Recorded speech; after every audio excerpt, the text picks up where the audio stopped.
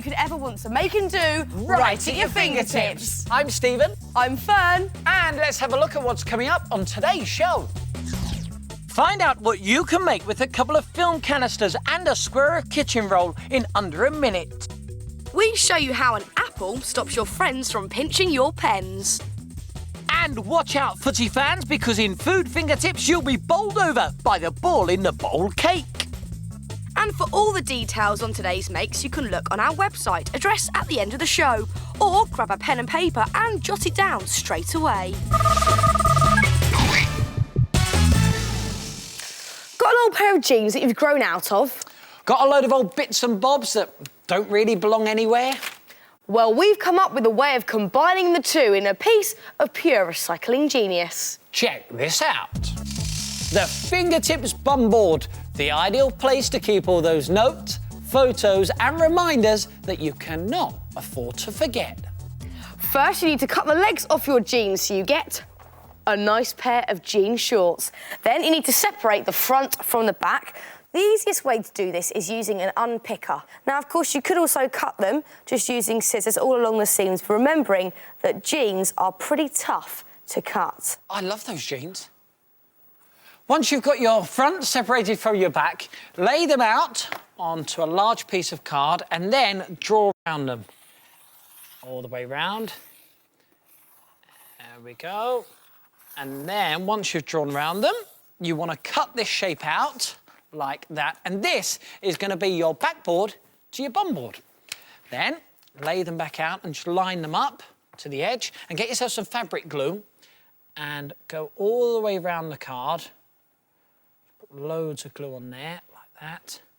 And then, make sure they're nice and lined up. But whatever you do, make sure you don't glue the top part of your jeans because you want to leave this open, and I'll tell you why in just a bit. And here's a Fingertips top tip. Get yourself some mat pins and actually stick them into the jeans, and this will just keep them in place whilst the glue's drying. Now, carefully remove the belt loops from the front of your jeans, and if you've got one of these little pockets, then remove that too. Bum ball, please, Stevie. One bum ball. All right, thank you. Then you need to stick these back onto your bum board at the top, just using some fabric glue for the loops at either end, and these will be great for hanging things off once they're dry. And you can attach the pocket down this end of your bum board, and this is a perfect place to keep pens in. Stick that down. And again, just pop some mat pins in there to hold it all in place whilst it dries. And once the glue has dried, it's time for the buttocks cheek. And for this, you need to get yourself 2 freezer bags and fill them with polystyrene balls. And you want to round off the bags by just sticky taping the corners like I've done here, and then push the bags in behind the pockets like this. And this is the reason, you see, we didn't glue the top of the bum board earlier on. Now, you may find that you get lots of baggy jean around the edge, and if you do, it's simple. Just put more polystyrene balls in and keep going until you're happy. And when you are happy, just glue the top of the bum board and then cut off the excess card. Now, to glam up your bum board, just get some glitter glue and then paint on any design that you like. And once you're happy with your design, it's time to hang it up. And these keyring loops make that really easy. So that's it finished. All that's left to do now is to hang it on the wall. And you don't have to stop at jeans. You could make a Bermuda bum board, and we've even made a camouflage version. Again, just use some mat pins to secure all your bits and pieces into place. And these handy pegs are brilliant for just pegging up pictures of your friends. There's Fern. Oh. The Fingertips bum board. Once you've made one, you won't believe how much you use it. Bottoms up. Got a minute? Yes, this is the part of the programme where we show you how to make something that could be made in under a minute using bits and pieces you can find around your home. Today, it's my turn to make. And it's my turn to time. And this is all it takes. Strange items there, I know. It is a strange mixture. It is, isn't it? OK, now listen, we're not going to tell you what it is. You're going to have to try and guess as we go along. Are you ready? This one's going to blow you away. So very good. I know. 3, 2, 1. You're nervous about this one, aren't you? Yeah. Go! OK, 2 pieces of kitchen towel. You want to put some bicarbonate of soda in one and about the same amount in the other. Then, everyone, 10 seconds has already gone. All right, then you want to fold these into parcels. You know I'm nervous, don't make it worse. Then do the same to the other one, fold it up nicely. Coming up to 20 seconds and Fern still has made absolutely nothing. You want to get 2 bits of paper, and then you want to write no on one and yes on the other. Then you want Coming up to 30 seconds and still no sign of a make. Get off the table. You want to get some glue and stick these on the front of some film canisters. There you go, no and yes. Get rid of that, and you want to fill these halfway up with some nice vinegar. It really does stink. Lovely, and the next one. OK, 45 seconds have gone. I think everything's done. Stop! Oh, and the click. Nice. Nice, yes. So come on in, tell them what it is. I've not decided yet. Oh, come on. No, that's a clue, because this is the Fingertips 1-minute decision maker. If you just can't make up your mind, let the decision maker have the final say. Now, you need to do this outside. You've got to be quick and specific. You need to ask it a yes or no question, and then activate. Stephen, are you ready? Well, I don't know. Oh, look, football training, yes or no? Yes. No. No. No, no, well, no. let's let the decision maker have the final say. Now, do this outside, remember. The first lid to pop off is the decision. We have to do this exactly the same time. OK. Pop your parcel in, put your lid on, and get back. Ready? 3, 2, 1, go. Oh! No! Stephen, I think you'll be needing these. And you can go beyond just yes and no questions. You certainly can. Have a look at these two, right? OK. So one... Oh, that one's gone as well. One. That's timing for you, isn't it? Huh? Right, this one, of course, is mine. This one, of course, is Fern's. Now, Fern, you have that. Please don't wipe your hands on me ever again. And you take the lid as well. So the thing is, tonight, Fern's favourite TV show is on, Pop Posers, and I am not watching that. Yeah, well, I'm not watching Magic Maestros again. I'm watching you running around in a cape with a rabbit. There's nothing wrong with that. There is. Right, whichever one blows first gets to choose, OK? OK, right. Let the decision makers decide. 3, 2, 1, pop them in, go. Get back. Oh! Oh! Oh, yes, it's going to be a magic time tonight, Fernie. Don't let a bit of indecision waste your time. Make your mind up in under a minute. It's magic.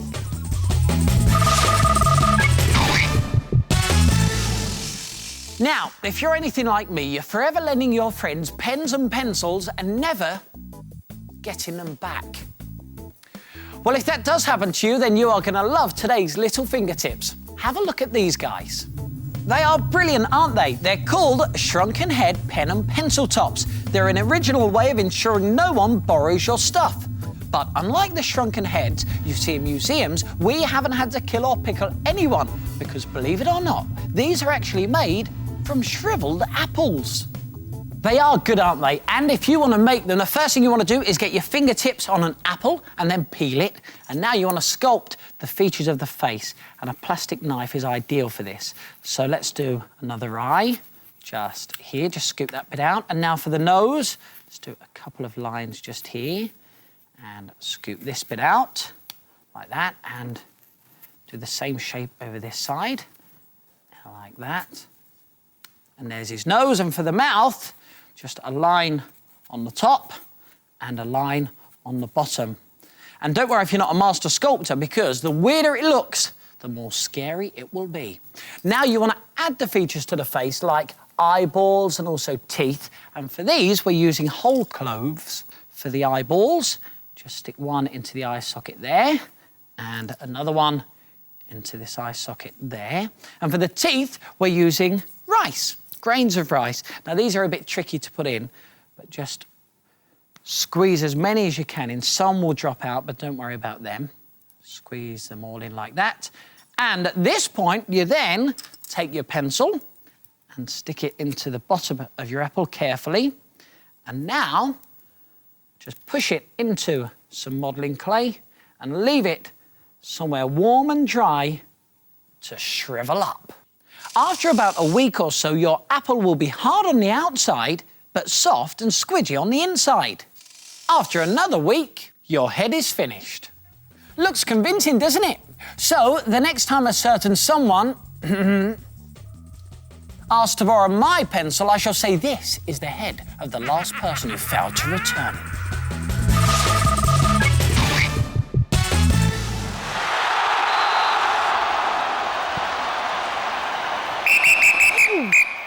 Red card. Right, as you may have guessed already, this is not a real football. This is the fingertips ball in a bowl cake. And this is Food Fingertips, the part of the programme where we show you something that's fun to make and great to taste. And this ball in a bowl cake is perfect for any sports fan. Now, it may look a bit tricky to make, but the cool thing is you make it in a bowl and you bake it in a bowl. Now, to kick off for the Fingertips ball in a bowl cake, you'll need 2 of these, because these are what you bake your cake in. 1 litre oven-proof bowls. Don't worry if you haven't got 2, you can still make the cake. Right now, in a bigger bowl, you want to mix 250 grams of butter with 250 grams of caster sugar. Along to that, you want to add 250 grams of self-raising flour and 5 eggs and 2.5 teaspoons of baking powder. Oh, this is going to be one big cake. This is the bit I love. Look, you get to mix it all in. And let's add the 5 eggs. In they go. And to this, you add 2.5 teaspoons of the baking powder. There's 1, there's 2.5. Fantastic. And you also add a dash of vanilla essence. Yeah, that should do it. And then you get to mix it all together. Right, here we go. Now, to stop your mixture sticking to your bowl, lightly grease them and then get some flour and just work it all the way around the inside.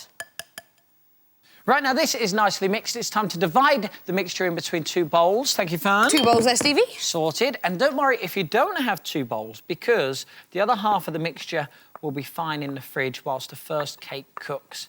Right, that's that one done. And let's just do this one as well. Cook for about 45 minutes on 160 degrees Celsius. That's gas mark 3 until they're well risen and firm to the touch.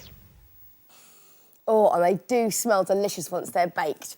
And now you want to add your filling. We're going to go for strawberry jam. You just want to spoon it all into the centre. Be quite generous so it all sticks together nicely. And then using the back of the spoon, just spread it right the way out to the edges, like that.